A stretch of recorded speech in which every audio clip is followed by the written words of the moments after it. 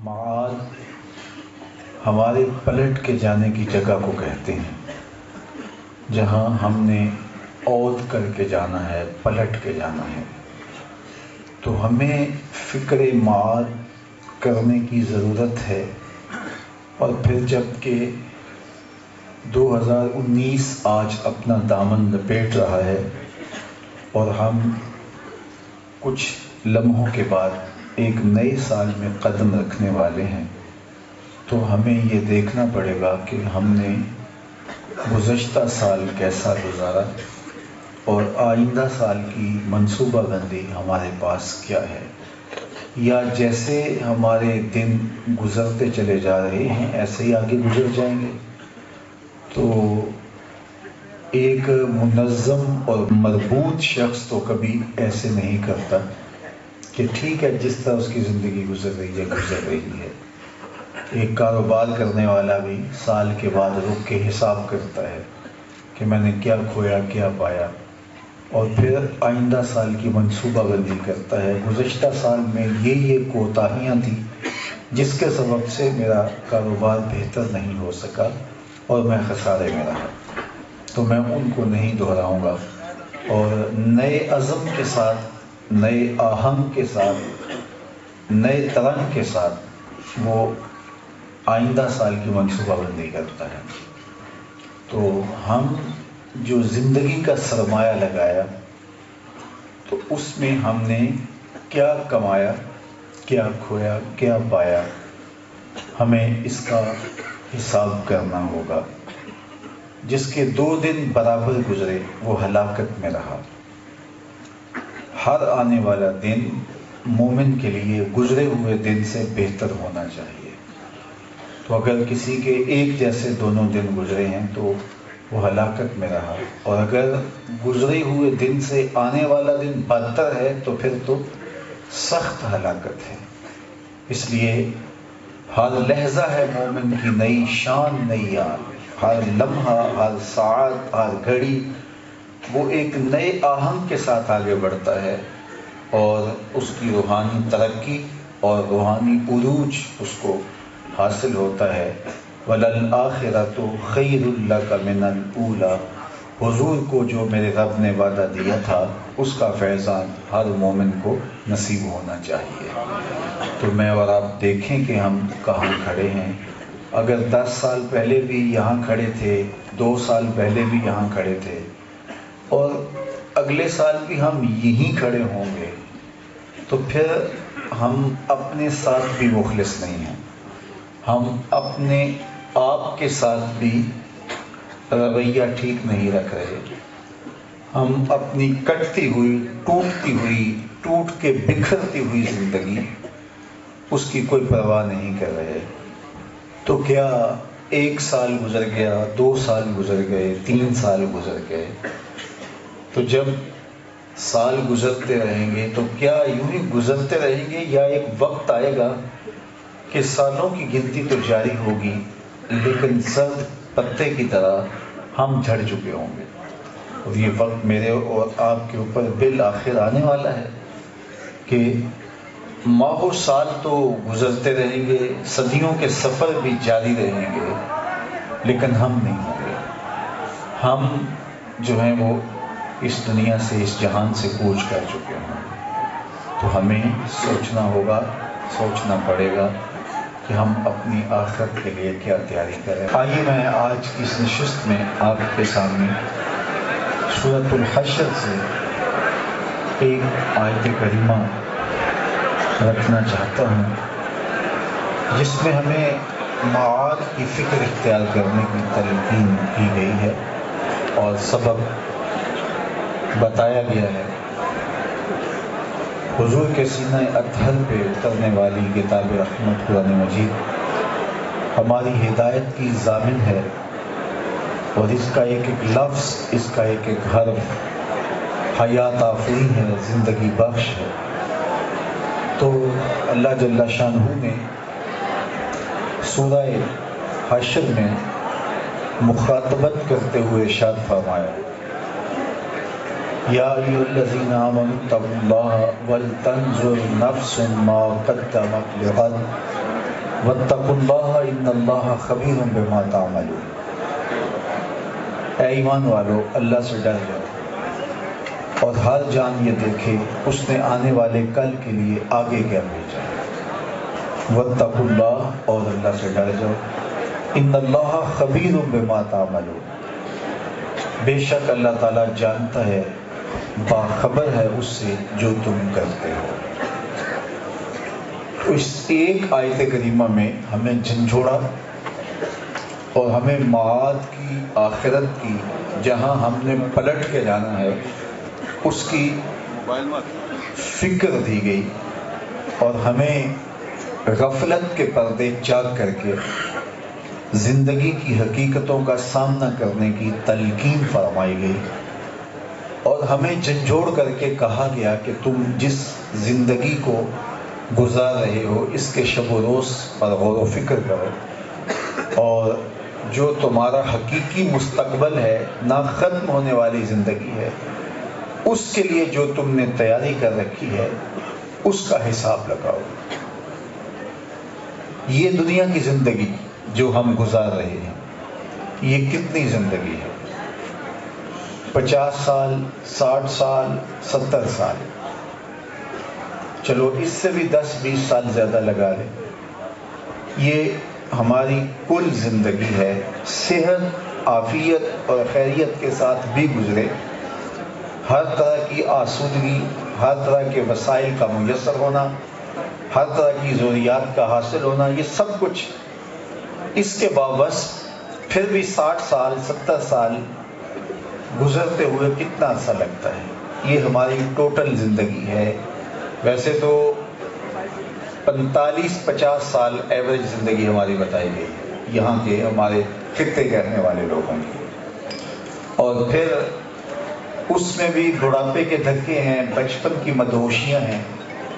6-7 سال تک تو کیسے زندگی گزاری ہم میں سے کسی کو بھی یاد نہیں ہے، اور بڑھاپا تو ایسا دردناک ہوتا ہے کہ انسان کہتا ہے کہ اب تو اللہ پردہ دے دے۔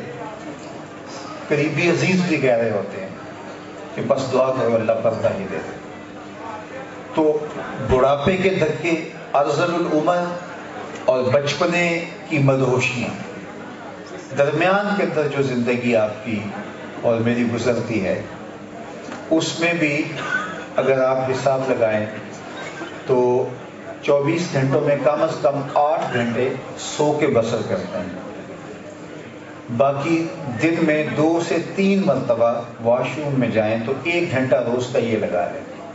میرے ایک دوست نے اس ایوریج زندگی سے ان چیزوں کو نکال کے، نیند کو نکال کے جو زندگی بچتی ہے وہ 17 سال شمار کی ہے۔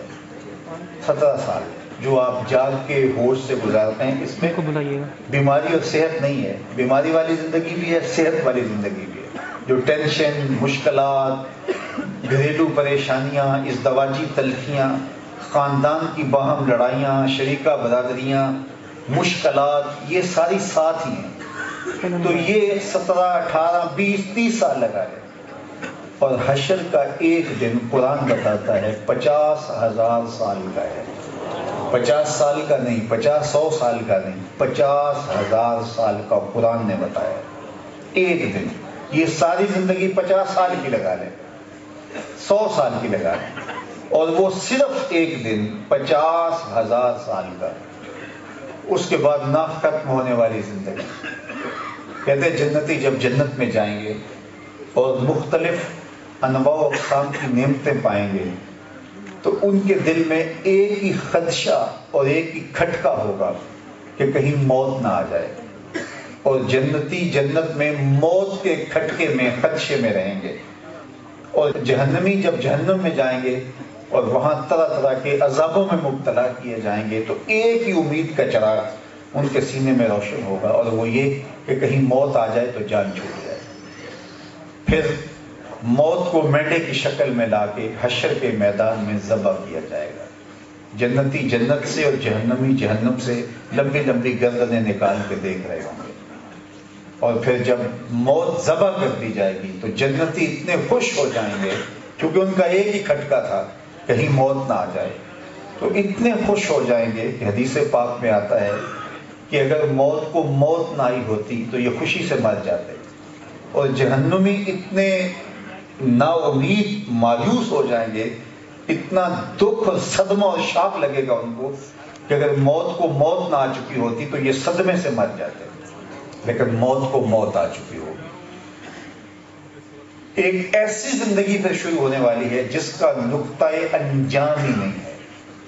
اب تو زندگی جتنی بھی دکھی کیوں نہ ہو، مسائل میں گھری ہوئی کیوں نہ ہو، حالات کی تلخیاں کلیجہ چیر کے کیوں نہ رکھ دیں، بالآخر موت آتی ہے تو جان چھٹ جاتی ہے۔ کوئی اذیتوں میں گزرے، سخت تکلیفوں میں گزرے، شدید بیماریوں میں اس کی زندگی سولی پہ لٹکتے ہوئے بسر ہو، پھر بھی تو موت آئی تو جان چھوٹ گئی۔ لیکن یہ وہ زندگی شروع ہونے والی ہے جس کا نقطۂ انجام نہیں ہے۔ موت کو موت آ چکی ہے، موت کو مینڈے کی شکل میں لا کے ذبح کر دیا گیا ہے۔ اب جہنم کی آگ میں چلے گئے تو نہ ختم ہونے والی زندگی، اور اگر جنت نصیب ہو گئی تو پھر بھی ایسی زندگی اللہ نصیب کر دی کہ وہ نعمتیں باقی رہیں گی، اور ایک ابدی سرشاری اور ابدی خوشی اور ابدی عزت سب کچھ نصیب رہے گا۔ اب اصل زندگی پھر وہ زندگی ہوئی جس کا نقطۂ انجام نہیں ہے۔ یہ زندگی اس زندگی کے مقابلے میں رکھیں تو کوئی حیثیت ہی نہیں ہے۔ دیکھیے ساری زندگی 60 سال 70 سال کی، اور وہ ایک دن 50,000 سال کا، پھر نہ ختم ہونے والی زندگی، تو کیا حیثیت بچتی ہے اس مختصر زندگی کی اس زندگی کے مقابلے میں؟ صحرا میں رکھے ہوئے ریزے کے ساتھ نسبت نہیں ہے، کیونکہ صحرا محدود ہے، اس کی ایک حد ہے، لیکن وہ زندگی اس کی حد ہی نہیں ہے، ختم ہونی نہیں ہے۔ تو پھر اگر آپ کہیں کہ سمندر کا اور قطرے کی نسبت تو وہ بھی نہیں ہو سکتی، تو یہ زندگی پھر اس کے مقابلے میں ہوئی کیا؟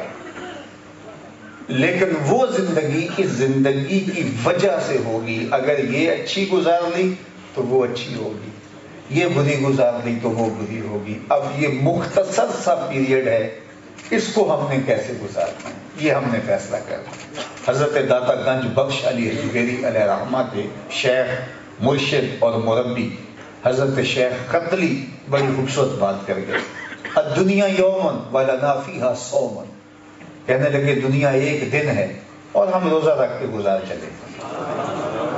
ایک دن کے برابر ہے، یعنی ایک دن جس طرح 4 دن کہا جاتا ہے، یہ دنیا یوم ایک دن ہے، اور ہم اس ایک دن کو روزہ رکھ کے گزار گئے۔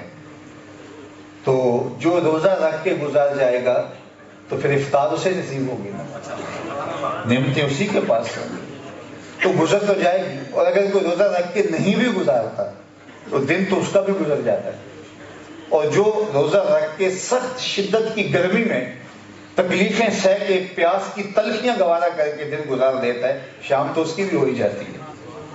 وہ کیا کسی نے کہا تھا نا، وہ ریشموں کم خواب میں سر مست ہیں، تو کیا ہوا، رات اس کی بھی کٹ گئی جو کہ عور تھا۔ ایک شخص اس کے بدن پہ زخم لگے ہوئے تھے اور بخار میں مبتلا تھا، ٹھٹھرتی ہوئی سردی میں اسے پھینک دیا گیا، اور سردیوں کی دسمبر کی لمبی راتیں تھیں۔ اب وہ راتیں کاٹنے سے کٹتی ہیں، لیکن سپیدہ سحر تو نمودار ہوگا ہی نا، جتنی بھی لمبی رات آ کر کٹے گی نا، اس لیے اس کا نقطۂ انجام ہے، لیکن وہ رات اگر پڑ گئی تو کٹے گی نہیں، اس لیے کہ نقطۂ انجام ہی نہیں ہے۔ وہ دن اگر نصیب ہو گیا خیر کا تو پھر وہ بہار ہی رہے گی، اس لیے کہ خزاں ہے ہی نہیں۔ اب ہمیں فیصلہ کرنا ہے کہ اس ایک دن کو، اس مختصر زندگی کو کیسے گزارنا۔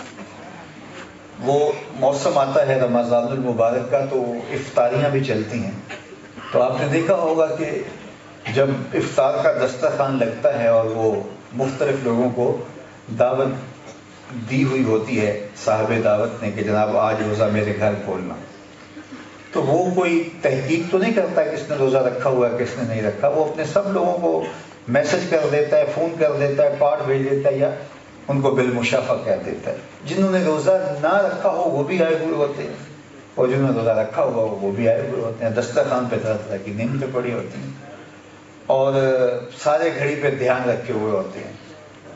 بلکہ جنہوں نے روزہ نہیں رکھا ہوتا وہ بار بار پوچھ رہے ہوتے ہیں کہ کتنا ٹائم رہ گیا، وہ بار بار جو ہے اس کی طرف توجہ دلا رہے ہوتے ہیں کہ یہ ثابت کرنے کے وہ ہمیں تو آج بہت روزہ لگا ہوا ہے۔ تو بہرحال جب افطار کی گھنٹی بجتی ہے، جب اذان کی آواز سنائی دیتی ہے، افطار کے لمحے آتے ہیں، تو ٹھنڈا اور میٹھا مشروب کام و دہن کو تسکین دیتا ہوا حلق سے اترتے ہوئے معدے تک پہنچتا ہے، تراوت پہنچتی ہے، اور ساتھ ہی تشکر کے جذبات پیدا ہوتے ہیں۔ کتنا لمبا، طویل، سخت اور گرم دن تھا، مالک تیرے حکم سے گزر گیا۔ تو وہ روزہ دار کتنی روحانی مسرتوں میں ہوتا ہے، اور کس قدر اسے سرشاری بدنی طور پہ تراوت اور ٹھنڈک نصیب ہو رہی ہوتی ہے، ایک اس کی کیفیت ہوتی ہے۔ اور جو بے روز ہوتا ہے، جو سارا دن جو ہے وہ کھاتا پیتا رہا اور آج روزہ داروں کے ساتھ بیٹھ کے وہ بھی جو ہے وہ اداکاری کرنے آ گیا، تو وہ بھی وہی مشروب اٹھاتا ہے اور وہ بھی اپنے حلق میں ٹپکاتا ہے، لیکن اس کو وہ روحانی سرور کہاں سے آئے؟ بلکہ وہ اندر اندر سے سوچتا ہے کہ یار اس مزدور کا دن گزر گیا جو سارا دن دابڑا اٹھا کر کے مزدوری کرتا رہا، میں تو اسی والے کمرے میں بیٹھا رہا، اگر میں رکھ لیتا تو میرا بھی تو گزر ہی جانا تھا۔ تو اس وقت جو اس کی کیفیت ہوتی ہے، وہ اندر ٹوٹ پھوٹ کا شکار ہوتا ہے کہ اس کا ضمیر جاگتا ہو۔ ایک تو ہوتا ہے کہ بالکل ضمیر مر گیا، میں اس کی بات نہیں کرتا، تو وہ سوچتا ضرور ہے اس وقت کہ یار ہائے میرا وقت بھی تو گزر ہی جانا تھا۔ اور جس کا وقت روزے سے گزرا ہوتا ہے وہ کہتا ہے شکر ہے کہ مالک میرا اتنا سخت دن تھا لیکن شکر ہے کہ گزر گیا، اور اس کو ایک روحانی مسرت ہو رہی ہوتی ہے۔ اور پھر جب 29 یا 30 دن پورے ہوتے ہیں اور 30ویں روزے کے افطار کا جو لمحہ ہوتا ہے، اللہ اکبر، وہ پھر کیفیت ایک اور ہی ہوتی ہے کہ یار بندہ کس قدر تشکر میں ڈوبا ہوا تھا، مالک تیرا شکر ہے کہ تو نے مجھے گرمیوں کے لمبے روزے رکھنے نصیب کر دیے، گزر ہی گئے ہیں نا۔ اور وہ جو جس نے نہیں رکھا ہوتا ہے تو وہ بھی اندر سے ٹوٹ رہا ہوتا ہے، یار اس کے بھی گزر ہی گئے ہیں، میرے بھی تو گزر جاتے، لیکن اب سب کچھ گزر چکا، وہ ہاتھ پلے کچھ نہیں رہا۔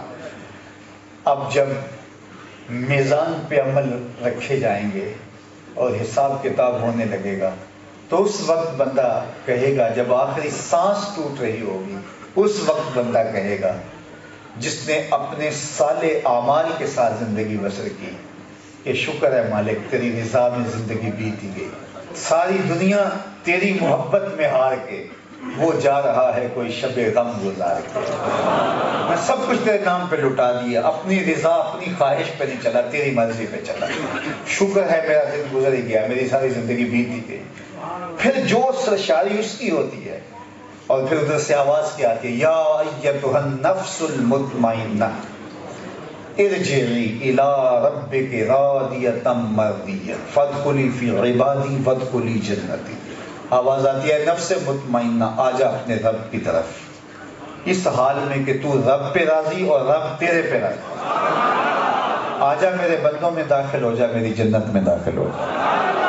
تو یہ اللہ تعالیٰ کی طرف سے اس کو ایک خاص صدائے دل نواز اس کو پہنچتی ہے جو اس کی روح کو قرار دیتی ہے۔ اچھا یہاں علماء نے ایک بڑی خوبصورت بات لکھی، آواز آتی ہے تو رب پہ راضی اور رب تیرے پہ راضی، راضیتم مرضیت، تو بھی راضی اور وہ بھی تیرے پہ راضی۔ تو یہاں علماء تفسیر نے لکھا کہ اللہ کا بندے پہ راضی ہونا بڑی بات ہے، لیکن بندے کا رب پہ راضی ہونا یہ بھی چھوٹی بات نہیں تھی۔ اللہ تو بندے پہ راضی ہو ہی جاتا ہے، بندہ نہیں راضی ہوتا، لیکن یہ کیسا بندہ تھا جو رب پہ راضی ہو گیا، اس لیے کہا گیا راضیتم مرضیہ۔ یہ نہیں کہا کہ آجا آجا تیرا رب تیرے پہ راضی ہے، کہا نہیں آجا تو بھی راضی تھا اور میں بھی اب راضی ہوں۔ بات سمجھ لیجئے گا کہ یعنی رب کا راضی ہونا تو ہونا ہی ہے، لیکن کہا یار بندے تو بھی بندہ ہو کے راضی ہو گیا، تو جو بندہ ہو کے رب پہ راضی ہو جاتا ہے تو رب جنت کے سارے در کشادہ کر کے کہتا ہے آجا تو میرے پہ راضی ہو گیا پھر میں تیرے پہ راضی ہوں۔ تو یہ گر سیکھ لو کہ اللہ پہ راضی ہونا ہے۔ اچھا راضی نہیں ہوں گے تو پھر کیا کریں گے؟ کسی نے واصف علی واصف مرحوم سے پوچھا تھا کہ خوشی کیا ہے اور غم کیا ہے، تو اس نے کہا کہ اللہ اور اپنی مرضی میں فرق کا نام غم ہے، اللہ اور اپنی مرضی میں فرق کا نام غم ہے۔ بندہ چاہے دھوپ لگے اللہ چاہے نہ لگے تو کیا ہوگا؟ جو چاہے گا اللہ وہی ہوگا. لیکن بندہ چاہ رہا ہے کہ لگے اور اللہ چاہ رہا ہے نہ لگے، تو ہوگا وہی جو اللہ چاہے گا. اور بندہ دکھی ہو جائے گا آج دھوپ نہیں لگی، اور بندہ اگر کہے مالک تیری مرضی میں راضی ہوں، تو پھر دھوپ ہوگی پھر بھی راضی ہوگا، نہیں ہوگی پھر بھی راضی ہوگا، بارش ہوگی پھر بھی راضی ہوگا. جس حالت میں بھی ہوگا راضی ہوگا. جے سونا میرے دکھ وچ راضی تو میں سکھ نوں چلے ڈاواں، پھر وہ اس حالت میں بھی راضی ہے. بلکہ جب بندہ یہ فن سیکھ لیتا ہے، جب یہ کمال حاصل کر لیتا ہے اللہ کی رضا میں راضی رہنے کا، تو پھر زندگی کی تلخیاں ختم ہو جائیں گی. کیونکہ تلخی تو یہ تھی کہ میری مرضی کے مطابق نہیں ہوا، یہی تلخی تھی نا کہ میری مرضی کے مطابق نہیں ہوا. دیکھو سردیوں کا موسم ہے، کتنی سردی لگ رہی ہے، لیکن اس کے باوجود لوگ بڑی برف باری دیکھنے جا رہے ہیں کہ نہیں جا رہے؟ انہیں وہ اچھا لگتا ہے نا. تو سردیوں میں برف دیکھنا اگر من چاہے تو اچھا لگتا ہے، اور سردی کو برداشت کرنا کہ یہ میرے رب کی دی ہوئی ہے تو پھر اچھا کیوں نہیں لگے گا؟ تو بات سردی کی نہیں ہے، بات من کی ہے، بات اپنے اندر کی ہے. تو اب سردیوں میں برف باری بھی بری نہیں لگتی، اس سے بھی لطف ملتا ہے اگر اس کو بندہ عملاً قبول کر لے. تو یار جب بندہ رب کی رضا پہ راضی رہنا سیکھ جائے تو پھر وہ جس حال کے اندر بھی ہو، جے سونا میرے دکھ میں چلا. اور میاں صاحب کا لہجہ یہاں دیکھیے کتنا دل آویز ہے. وہ بولے دکھ ہمیشہ تے سکھ کدائیں، دکھ ہمیشہ تے سکھ کدائیں، انہاں دکھاں تو سکھ وارے، دکھ قبول محمد بخشا راضی رہن پیارے. تو کہا کہ پھر بندہ اس پہ بھی راضی رہتا ہے، اس لیے کہ یہ میرے رب کی طرف سے ہے. سیدنا علی المرتضیٰ رضی اللہ تعالی عنہ سے ایک حدیث سنی ہے. فرماتے ہیں کہ رسول کریم نے ارشاد فرمایا جو اللہ کے دیے گئے تھوڑے رزق پہ راضی ہو گیا، اللہ اس کے تھوڑے عملوں پہ راضی ہو جائے گا. ذرا دیکھیے بندے کو حالانکہ لوڑ بھی ہے، ضرورت بھی ہے، بچوں کے لیے دوائی چاہیے، موسم سرما میں گرم کپڑے چاہیے، سر پر چھت چاہیے، سردی گرمی کی بچاؤ کی تدابیر کی ضرورت ہے، بیٹیوں کی شادی ہے، بچوں کا نکاح ہے، اور ان کے کھانے پینے، ان کا دوا دارو، کیا کیا ضروریات ہے. لیکن اس نے کہا مالک تو جس حال میں رکھا میں اس پہ واہ راضی. تو بندہ اللہ کی رضا پہ راضی ہو گیا ضرورتیں رکھنے کے باوجود. تو کہا کہ جو ضرورتیں رکھنے کے باوجود اللہ پہ راضی ہو گیا، اللہ کو تو ان کے عملوں کی ضرورت بھی نہیں ہے، تو وہ راضی کیوں نہیں ہوگا؟ جو اللہ کے دیے گئے تھوڑے رزق پہ راضی ہو گیا، اللہ اس کے تھوڑے عملوں پہ راضی ہے. یہ حدیث ہے. اب اس کو معکوس دیکھیں، اور وہ یہ ہے کہ جو اللہ کے دیے گئے زیادہ رزق پہ بھی راضی نہ ہوا. ذرا اس کو معکوس، حدیث میں نے آپ کو سنا دی، لیکن اس کو دوسرا رخ اس کا دیکھیے. جو اللہ کے دیے گئے تھوڑے رزق پہ راضی ہو گیا، اللہ اس کے تھوڑے عملوں پہ بھی راضی ہو گیا. اور اب اس کا معکوس میں آپ کو بتا رہا ہوں، یہ حدیث کے لفظ نہیں ہے لیکن میں آپ کو بتا رہا ہوں. اب اس کا معکوس یہ بنتا ہے کہ جو اللہ کے دیے گئے زیادہ رزق پہ بھی راضی نہ ہوا، تو پھر وہ دیکھے کہ اس کے عمل تو زیادہ ہیں، تو پھر وہ کہاں پھنسے گا اور کیا جواب دے گا. تو اللہ کے اوپر راضی رہنے کا ہم فن سیکھ لیں، ہماری مشکلات ختم ہو جائیں، ہماری تکلیفیں ختم ہو جائیں. تو یہ زندگی کا حسن ہے، یہ زندگی کا جمال ہے. حضرت داتا گنج بخش علی حجویری علیہ رحمہ کے شیخ نے تو کمال کر دی.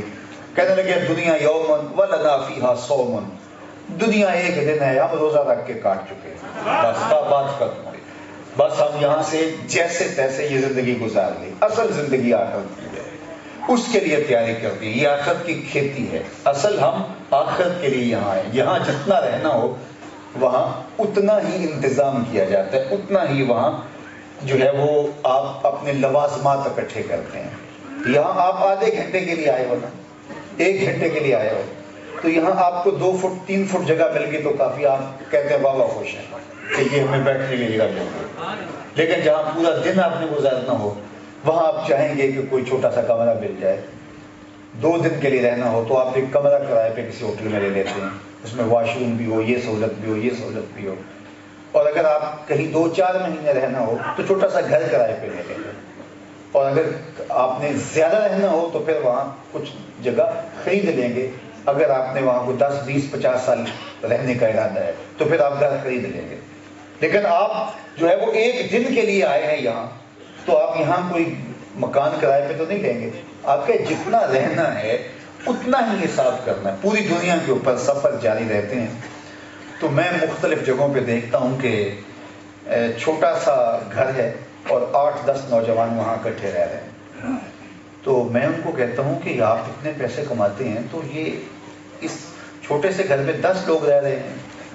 تو وہ کہتے ہیں اور جناب یہاں تو ہم کمائی کرنے آئے ہیں، وہ کھالیاں جا کے دیکھو، وہ ڈنگے جا کے دیکھو، وہ لالا موسیٰ جا کے دیکھو، 6 کنال کا گھر بن رہا ہے. تو میں نے کہا رہے آپ یہاں رہے ہو، گھر وہاں بنا رہے ہو. تو وہ کہتے ہیں جناب یہاں تو ہم کمائی کرنے آئے ہیں، ہم نے تو وہاں جانا ہے، جہاں جانا یہاں سے پیسے کما کے وہاں بھیج رہے ہیں. یہاں سے 1 پاؤنڈ کماتے ہیں وہاں کا 200 بنتا ہے، یہاں $1 کماتے ہیں وہاں کا 150 بنتا ہے. تو ہم یہاں سے کما کے وہاں بھیج رہے ہیں اور ہمارے گھر بھی مکان بھی سب کچھ وہاں بن رہا ہے. کبھی آپ کا کھالیاں جانا ہو، کبھی لالا موسیٰ جانا ہو، کبھی ڈنگے جانا ہو تو فلاں گاؤں ہے اس میں دیکھنا کہ ہمارا گھر کتنا اونچا اور کتنا عالیشان بن رہا ہے. تو میں کہتا ہوں صاحب یہی تو میں سمجھانے آیا ہوں کہ جہاں جتنا رہنا ہو وہاں اتنا ہی انتظام کیا جاتا ہے. تو جس طرح تم یہ سمجھ گئے کہ یہاں ہم نے 2 4 10 سال کے لیے رہنا ہے، پلٹ کے وہاں جانا ہے، ہمارے ابا اجداد کی قبریں وہاں ہیں، وہاں 6 کنال کا بنگلہ بن رہا ہے. تو یہی میں اتنا لمبا سفر کاٹ کے تمہیں بتانے آیا ہوں کہ جہاں جتنا رہنا ہو وہاں اتنا ہی انتظام کیا جاتا ہے. یہاں 50 سال 20 سال 30 سال 60 سال 70 سال یہ کل آپ کی زندگی ہے. اور وہاں جہاں ہم جانے والے ہیں وہاں کا نقطہ انجام ہی نہیں ہے، وہاں موت کو بھی ذبح کر دیا جائے گا. اب سوچو ہم نے یہاں جس طرح شیئرنگ کر کے 10 لڑکے ایک کمرے میں رہ کے گزارا کر لیتے ہیں اور یار دن ہی کاٹنے ہیں نا تو یار زندگی ہی کاٹنی ہے نا کاٹ لیں. لیکن اصل زندگی ہماری وہ ہے جو ہم اللہ کے حضور جا کے گزارنی ہے. لیکن یہ گزاری ہوئی زندگی آخرت کی زندگی کا سبب و ذریعہ ہوگی کہ ہم وہاں کیسی زندگی پاتے ہیں. جس طرح وہاں سے ایک کمایا گیا $1 یہاں 150 روپیہ بنتا ہے، اسی طرح یہاں کا ایک دیا ہوا وہاں اللہ فرماتا ہے اس کی مثال جیسے ہے جس طرح تم بیج لگاتے ہو اور اس سے 7 پوپلیں پھوٹتی ہیں اور پھر اس پر 7 سٹے لگتے ہیں اور ہر سٹے میں 100 دانے ہوتے ہیں. تم نے ایک دیا 700 مل گئے، کہا اللہ چاہے تو اس سے بھی دگنا کر دے، کہا راہ خدا میں دینے کی مثال بھی یہی ہے. اب تمہاری مرضی ہے کہ یہاں ایک دے کے وہاں 700 سے بھی ڈبل لے سکتے ہو اور چاہے یہیں کی کمائی یہی لگا دو. مجھے بتاؤ ارمانوں کے ساتھ ماں نے زیور بیچ کے، باپ نے جو ہے وہ محنت کر کے کسی بچے کو بیرون ملک بھیجا ہو اور وہاں پیسے بھی وہ بڑے کمائے اور جو کمائی وہ ساری کی ساری وہی عیاشیوں میں اڑا دے اور 2 سال کے بعد 6 سال کے بعد 10 سال کے بعد واپس پلٹے تو الٹا قرضہ اس کے اوپر چڑھا ہوا ہو تو کوئی اس کو سیدھے منہ سے ملے گا؟ اس کو کوئی ایئرپورٹ پہ بھی نہیں لینے جائے گا. اور ہم نے تو ساری کمائی تیرے پہ لگا دی تو ساری کمائی وہی لٹا کے آ گیا، عیاشیاں کر کے آ گیا. اور اگر وہ وہاں سے بھوک کاٹے تکلیفیں کاٹے لیکن یہاں بھیجے تو لوگ اس کے قدموں میں بچھ جائیں گے کہ یار یہ تھا جس نے سوچا کہ میں نے یہاں پلٹ کے جانا ہے، اس کے لیے میں نے تیاری کی. اب میں اور آپ سوچ لیں کہ یہاں زندگی کی سانسیں اللہ نے ہمیں عطا کی، ماہ و سال عطا کیے، آنکھوں میں روشنیاں دی، کانوں میں شنوائی کی قوتیں دی، زبان کو بولنے کا سلیقہ سکھایا، دھڑکتا ہوا دل دیا جس میں کوئی پیار بسایا جا سکتا تھا، سوچیں دماغ ذہانت اور کیا کچھ عطا نہیں کیا. کیا ان آنکھوں سے عیاشیاں کر کے ساری آنکھوں کی کمائی یہی اڑا دیں گے؟ کیا زبان کی ساری کمائی یہی اڑا دیں گے؟ کیا سارے بدن کے اعضاء کی کمائی یہی اڑا دیں گے؟ یا اس زبان سے تلاوت کر کے آخرت کے اندر کوئی ذخیرہ بھیجیں گے؟ یا ان آنکھوں سے عبرت حاصل کر کے آخرت کے لیے کچھ بھیج دیں گے؟ اب میں اور آپ نے دیکھنا ہے، ہم نے معاد کی فکر کرنی ہے، آخرت کی فکر کرنی ہے. ہم چند دن کے لیے، یہ دنیا آخرت کی کھیتی ہے، یہاں جو بوئیں گے وہی وہاں کاٹ لیں گے. گندم از گندم بروئے جو دے جو از مقافات عمل غافل مشو. رومی بولے گندم بوگو تو گندم ہی کاٹو گے اور جو بو گے تو جو ہی کاٹو گے. یہ نہیں ہو سکتا کہ تم جو کا بیج ڈالو اور تم جو ہے وہ اس کے بعد سیب کاٹنے لگو، ایسا نہیں ہوگا. جو بو گے وہی کاٹو گے. اب یہ تمہارا اختیار ہے، زمین بھی تمہارے پاس ہے، بیج بھی طرح طرح کے پڑے، چاہے تم گندم کا بیج ڈال لو، چاہے جو کا ڈال لو، چاہے سیب کا ڈال لو، اور آج وقت ہے، کل نہیں ہوگا۔ موسم اچھا، پانی وافر، مٹی بھی زرخیز، موسم اچھا، پانی وافر، مٹی بھی زرخیز، جس نے اپنا کھیت نہ سینچا وہ کیسا دہقان۔ اور ہمارے پنجابی کے تو اقبال نے کہا، اور کسی پنجابی شاعر نے کہا، اج ساوی نے کھلے راہ، اج ساوی نے کھلے راہ نے، انج ٹوک نوکھڑے ٹوکتے نہیں، تو پویں تے پینڈے مک جاندے کار، بیٹھیاں فاصلے مک جاندے۔ اب فیصلہ آپ کے ہاتھ میں، فیصلہ میرے ہاتھ میں، کہ میں ان سانسوں کو کہاں گزارتا ہوں۔ میری بولنے والی زبان کیا بولتی ہے؟ سب کو شتم کرتی ہے، غیبت کے انگارے برساتی ہے، جھوٹ بولتی ہے، یا میری زبان سے واضح تلقین نکلتے ہیں، میری زبان سے قرآن کی بولی نکلتی ہے؟ یہ میرا فیصلہ ہے۔ ان آنکھوں سے حیا باختگی ہوتی ہے، یا یہ آنکھیں عبرت حاصل کرتی ہے؟ یہ ہاتھ کسی دکھی اور یتیم اور لاچار کے سر پہ آتے ہیں، یا کسی کمزور کے جبڑے توڑتے ہیں؟ یہ میرا اختیار ہے، یہ میرے مالک نے مجھے دیا ہے۔ تو میرا ذہن کیا سازشیں تراشتا ہے، یا میرا ذہن لوگوں کی راہوں کے کانٹے چنتا ہے؟ یہ میں نے دیکھنا، یہ اختیار میرا ہے۔ تو مجھے یہ اختیار دیا گیا، یہ آپ کو اختیار دیا گیا۔ یہ تھوڑی سی زندگی، یہ آخرت کی کھیتی ہے۔ ہم نے پلٹ کے اس جہاں کی طرف سے جانا ہے، جہاں پر جانے والا دوبارہ پلٹ کے یہاں آیا نہیں ہے۔ اگر کوئی قبر سے اٹھ کے آ کے بتا دے تو شاید زندگی اوکھی ہو جائے، زندگی گزارنا مشکل ہو جائے۔ اس لیے مجھے اور آپ کو اس امتحان گاہ کے اندر رکھا گیا۔ علامہ رومی نے، میں نے جو آیت کریمہ آپ کے سامنے رکھی، اس کو سمجھانے کے لیے خوبصورت مثال دی۔ رومی کا انداز ہی دلاویز تھا، سیدھی سیدھی باتیں کرتے تھے، لیکن بات روح میں اتارنے کا فن جانتے تھے۔ اور یہی کمال ہوتا ہے۔ اقبال نے جو مرد درویش کی علامتیں بیان کی ہیں، اس میں ایک علامت یہ بھی بیان کی، بات میں سادہ و آزادہ، معانی میں دقیق۔ یہ نہیں ہے کہ وہ منطق کے بکھیڑے ہوں اور فلسفے کی گتھیاں سلجھائے لیکن نتیجہ کچھ بھی نہ نکلے۔ کہا کہ وہ بات سادہ سیدھی اور مختصر کرتا ہے، لیکن روح میں اترنے کی وہ بات فن جانتی ہے۔ رومی کا یہ سٹائل، اللہ ان کو یہ شان دی۔ چھوٹی مثال دیتے ہیں، دیکھیے مثال سے بات سمجھ میں آ جاتی ہے۔ کہ کرتے انگور چڑھایا کہ ہر گچھا زخمایا، بات تو سادی سی ہے۔ تو اب یہاں نصیر النستر کی کہانیاں نہیں چھیڑی، لیکن ایک چھوٹی سی، درد منداں دے سخن محمد دین گواہی حالو، جس پلے پھل بدے ہون آوے باس رو مالو۔ تو کتنی سادی سی، کتنی دل آویز سی باتیں ہیں۔ تو یہ انداز تھا سمجھانے کا رومی کا بھی۔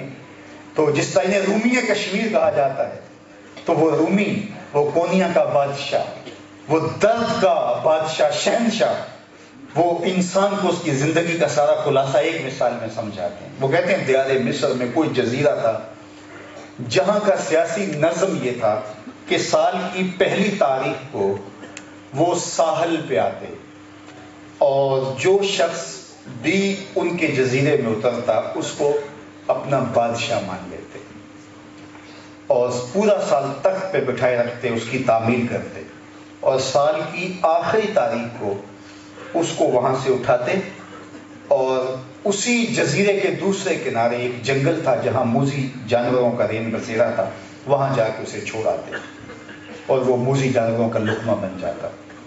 جو تخت نشین ہوتا، 1 جنوری کو آتا، وہ بھول جاتا کہ پورے سال کے بعد میرے ساتھ کیا ہونے والا ہے۔ وہ پورا سال تخت کے مزے کرتا، حالانکہ وہ بتا چکے ہوتے 1 سال کے لیے تو ہمارا حکمران ہے، سال کے بعد اسی جزیرے کے دوسرے کنارے ایک جنگل ہے، وہاں تجھے پھینکا جائے گا۔ وہ ایسی مستی بادشاہی کی، تخت و تاج کی ہوتی کہ وہ بھول جاتا کہ میرے ساتھ کیا ہونے والا ہے۔ اور سال کی آخری تاریخ کو جب زنجیریں لے کے آتے تو اسے اچانک یاد آتا، پھر چیختا، ہائے مجھے کدھر لے کے جا رہے ہو۔ جو بھی آتا وہ تخت پہ شوق سے بیٹھتا، اور سال کی آخری تاریخ میں وہاں موذی جانوروں کا لقمہ بن چکا ہوتا۔ رومی کہتے ہیں ایک بار جب پہلی تاریخ کو وہ کوئی اپنا حکمران لینے گئے، تو جو شخص کشتی سے ساحل پہ اترا تو وہ بڑا دانا بینا شخص تھا اور تاجر تھا۔ انہوں نے اس کے گلے میں ہار ڈالے، گارڈ آف آنر پیش کیا، تکریم دی، عزت دی، کہا کہ یہ سب کچھ میرے لیے کیا ہے، میں تو تاجر ہوں۔ انہوں نے کہا کہ تو آج کے بعد ہمارا حکمران ہے۔ کہا تمہیں کوئی غلطی تو لگ رہی، میں تو تاجر ہوں۔ تمہارے اس جزیرے میں تاجرانہ غرض سے آیا ہوں. انہوں نے کہا کہ یہ ہمارا دستور ہے، سال کی پہلی تاریخ کو جو شخص ہمارے جزیرے پہ قدم رکھتا ہے وہ ہمارا حکمران ہوتا ہے، اور سال کی آخری تاریخ کو ہم اس کو اٹھاتے ہیں اور اس کو جنگل میں پھینک آتے ہیں دوسری جانب. اس نے کہا اتنا بھیانک اگر انجام ہے تو میں تمہارا بادشاہ بننے کے لیے تیار نہیں ہوں. انہوں نے کہا تو چاہے یا نہ چاہے ہمارا دستور یہی ہے. آج 1 جنوری ہو گئی ہے، آج تو ہمارا حکمران ہے، آپ کو ہم نے سیلوٹ کر دیا، تو چاہے نہ چاہے باندھ کے بھی تخت پہ بٹھانا پڑے تو ہم تجھے بٹھائیں گے. لیکن 31 دسمبر کو رات 12:01 بھی نہیں ہوگا، پورے 12 بجے آپ کو اٹھائیں گے اور اس جنگل میں پھینک آئیں گے، تجھے معزول کر دیں گے. اس نے کہا میں تیار ہی نہیں ہوں. کہا تو تیار ہو یا نہ ہو اس سے کیا غرض ہے، ہمارا یہ دستور، اور تو یہاں داخل ہو چکا ہے. پھنس گیا، کہنے لگا اچھا مجھے یہ بتاؤ سال بھر میری باتیں تو مانوں گی؟ کہا بالکل تیری ہر بات کی تعمیل ہوگی سوائے اس کے کہ اس قانون میں تو ترمیم نہیں کر پائے گا. اس نے کہا ٹھیک ہے میں تمہارا بادشاہ بننے کے لیے تیار ہوں.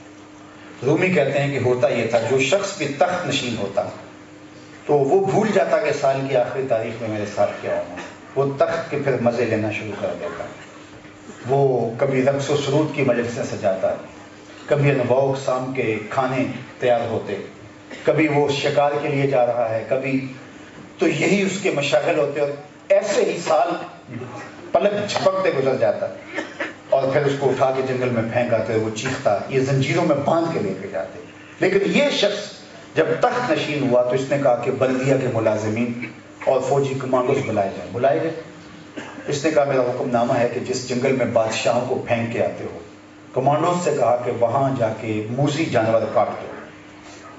اور پھر بلدیہ کے ملازمین کو کہا تم نے صبح جانا ہے اور وہاں تم نے جھاڑیاں کاٹنی، تم نے کانٹے دار درخت کاٹنے، وہاں پھلدار پھولدار سایہ دار درخت اور انگوروں کی بیلیں لگانی، اور وہاں تم نے کنویں کھودنے، اور وہاں تم نے خوبصورت محل بنانا. پوری حکومتی مشینری اس جنگل کے موذی جانور کٹوانے، وہاں تھوہر اور کانٹے دار جھاڑیاں کٹوانے میں بسر کرنی، اور وہاں سایہ دار پھلدار ثمربار درخت لگوائے، وہاں کنویں کھدوائے، وہاں ایک محل بنوایا. سال کی جب آخری تاریخ آئی تو لوگ زنجیریں لے کے آئے تو اس نے مسکرا کے کہا کہ مجھے زنجیروں میں نہ جکڑو، میں خود چل کے جانے کے لیے تیار ہوں. رومی کہتے ہیں اس لیے کہ یہ اس تخت پہ آرام سے نہیں بیٹھا، پورا سال اس کو فکر ادھر کی لگی رہی جدھر اس نے جانا تھا، اور یہاں بیٹھ کے تیاری اس کی کرتا رہا. لوگوں نے تو سمجھا تخت پہ بیٹھا ہے، لیکن وہ تخت اس کے لیے کانٹوں کی سیج تھی، اور وہ وہاں تخت بناتا رہا، اس تخت کو سیج بنا کے. اور اب سال کی آخری تاریخ کو یہ کہنے لگا مجھے لے جاؤ، میں خود چل کے جانے کے لیے تیار ہوں. تو انہوں نے کہا کہ ہم ایسے ہی حکمران کی تلاش میں تھے جو جنت بنائے اپنے لیے اور ہمارے لیے. تو آج کے بعد یہ قانون ہم ختم کرتے ہیں، تو ہمارا مستقل حکمران ہے. تو رومی کہتے ہیں کہ کافر اس دنیا کے تخت پہ آ کے مزہ کرتا ہے اور بھول جاتا ہے اس نے کہاں جانا ہے، لیکن بندہ مومن اور بندہ صالح دنیا کے تخت پہ 40 سال 30 سال 20 سال 50 سال جتنے سال بھی بیٹھنا ہوتا ہے آرام سے نہیں بیٹھتا. یہاں اعمال کے لشکر بھیج بھیج کے قبر کے کیڑے مکوڑے ختم کرواتا رہتا ہے. وہاں کی جھاڑیاں، وہاں کے تھوہر، وہاں کی آگ بجھواتا ہے، یہاں میٹھے چشمے اور کنویں کھدواتا ہے، محل تعمیر کرتا ہے. اور جب اس کا وقت آخر آتا ہے تو وہ قبر روضۃ من ریاض الجنہ بن چکی ہوتی ہے. وہ بھیانک خواب نہیں ہوتا، وہ جنت کا باغ بن چکا ہوتا ہے. پھر اس کو مستقل بادشاہی دے دی جاتی ہے، اور پروٹوکول کے لیے فرشتے آ جاتے ہیں، اور آواز آتی ہے یا ایتھا النفس المطمئنہ ارجعی الی ربک راضیۃ مرضیہ. تیری بادشاہی پکی ہو گئی. تو دنیا میں بھی بادشاہ تھا، آخرت میں بھی بادشاہ تھا. اب میں اور آپ نے یہ فیصلہ کرنا ہے کہ ہم نے یہ سال کیسے گزارنا ہے، یہ ماہ و سال کیسے بسر کرنا ہے، یہ زندگی کیسے گزارنی ہے. میرا اور آپ کا فیصلہ ہمارے ہاتھ میں ہے، ہم سے کوئی شے مخفی نہیں، آنکھوں پر کوئی پردہ نہیں ہے۔ حاسبوا قبل ان تحاسبوا، فرمایا گیا قبل اس سے کہ تمہارا حساب کیا جائے اپنا حساب پہلے ہی کر لو۔ خود دیکھو تم کھڑے کہاں ہو۔ ربی بن حراش ساری زندگی نہیں ہنسے، فرماتے تھے کیا خبر میرا انجام کیا ہوگا۔ رنگا رنگ سہیلیاں پرن کڑے، پر پریا استا جانیے جس کا توڑ چڑھے۔ ساری زندگی ہنسے ہی نہیں، کہتے کیا خبر، اس تخت پہ مشکل سے زندگی گزاری، کہا مجھے پتہ ہی نہیں میرا انجام کیا، اور میں ہنستا رہا۔ خیر وقت آخر آ گیا تو فوت ہو گئے۔ ان کے بھائی نے غسال کو بلایا، کہا میرے بھائی کو غسل ہے۔ غسال داخل ہوئے تو باہر پلٹ کے آ گئے، کہا اتنی جلدی، کہا تیرے بھائی کی حالت ہی بڑی عجیب ہے۔ کہا کیا ہوا؟ کہا ہم اس کو غسل دینے لگتے ہیں وہ آگے سے مسکراتا ہے، نحن نغتسلہ وہو یتبسم، ہم اسے غسل دینے لگتے ہیں وہ آگے سے مسکراتا ہے۔ کہا میرے بھائی نے قسم کی تھی جب تک اچھا انجام نہیں دیکھوں گا نہیں مسکراؤں گا۔ تو پھر اس کا مطلب یہ ہے کہ اس نے اچھا انجام دیکھ لیا۔ اقبال نے کہا تھا نشان مرد مومن بات گوئے چوں مرگ آئے تبسم بر لب اوست، تجھے اللہ کے بندے کی نشانی بتاؤں، جب موت آتی ہے تو اس کے لبوں پہ تبسم پھیل جاتا ہے، کیونکہ یہ وصل یار کے لمحے ہوتے ہیں نا۔ بلال حبشی پر جب آخری وقت آیا تو ان کی زوجہ ان کے سرانے بیٹھی تھی، تو سانس پھوٹنے لگی، تو زوجہ نے کہا واہ حسن ہو، ہائے افسوس میرا شوہر مجھ سے جدا ہو رہا ہے۔ تو بلال حبشی کی سانسیں بھی ٹوٹی نہیں تھی، ایسے پلٹ کے دیکھا، کہا یہ کیا بول رہی ہو؟ کہا اس سے بڑا دکھ اور کیا ہو سکتا ہے؟ کہا یہ نہ کہو بلکہ کہو کہ واہ مبارک ہو، میں تو اپنے آقا محمد عربی سے ملنے جا رہا ہوں۔ تو یہ غم کا لمحہ نہیں ہے، یہ تو خوشی کا لمحہ ہے۔ اسی لیے کہا گیا نا تحفۃ المومن الموت، موت مومن کے لیے ایک تحفہ بن جاتا ہے، اس لیے کہ یہ وصل محبوب کی گھڑیاں ہوتی ہیں۔ حضرت خلیل اللہ، جو خلیل عربی میں کہتے ہیں گوڑے یار کو، گوڑے یار کو، تو اللہ نے پیغام بھیجا اسرائیل علیہ السلام کو، کہا کہ جاؤ میرے خلیل کی روح قبض کر کے لاؤ۔ اسرائیل حاضر خدمت ہوئے تو کہا کہ رب کا سندیسہ ہے تمہارے نام اور میں تمہاری روح قبض کرنے آیا ہوں۔ تو حضرت خلیل نے کہا کہ واہ عجیب بات ہے، میرا رب مجھے خلیل بھی کہتا ہے اور تجھے میری موت کے لیے بھیج دیا؟ کبھی ایسا بھی ہوا ہے کوئی یار بھی یار کی موت چاہے؟ تو کہا میں تو عبد معمور ہوں، حکم کا پابند ہوں، آپ کا پیغام آپ کے رب کو جا کے دے دیتا ہوں۔ اور بارگاہ عزدی میں حاضر ہوئے اسرائیل، کہا کہ مالک تیرے خلیل کا پیغام تیرے نام یہ ہے کہ کبھی کوئی یار بھی یار کی موت چاہتا ہے؟ تو کہا جا پھر میرے خلیل کے پاس اور میرے خلیل کو میرا پیغام دے، کبھی ایسا بھی ہوا ہے یار یار کو بلائے اور وہ ملنے بھی نہ آئے؟ تو روح بےتاب ہوگی، کہا دیر نہ کر جلدی روح قبض کر۔ تو پھر موت تحفہ بن جاتی ہے۔ تو کہا کہ ہم اس کو غسل دیتے ہیں، یہ آگے سے مسکراتا ہے۔ شور مچ گیا، یار ایک بندہ مرنے کے بعد مسکرایا ہے، اللہ اکبر، پورا شہر بصرہ امٹ کے لیے آ جاتا۔ کچھ تماشائی ہیں، کچھ باتیں کرتے ہیں او کھڑی ہوئی کہانی ہیں، کچھ کہتے ہیں یار بندہ تو بڑا اچھا تھا، ہو سکتا ہے اعزاز ملا ہو، کچھ محض ہجوم دیکھ کے ساتھ شامل ہو گئے۔ ایک بہت بڑا ریلا ان کے گھر کی طرف بڑھا، اور قبل اس سے کہ جو ہے وہ ان سے جا کے کوئی سوال اہل خانہ سے کرتے، تو یہ ربی بن حراش کو غسل دے دیا گیا، کفن ڈال دیا گیا، اور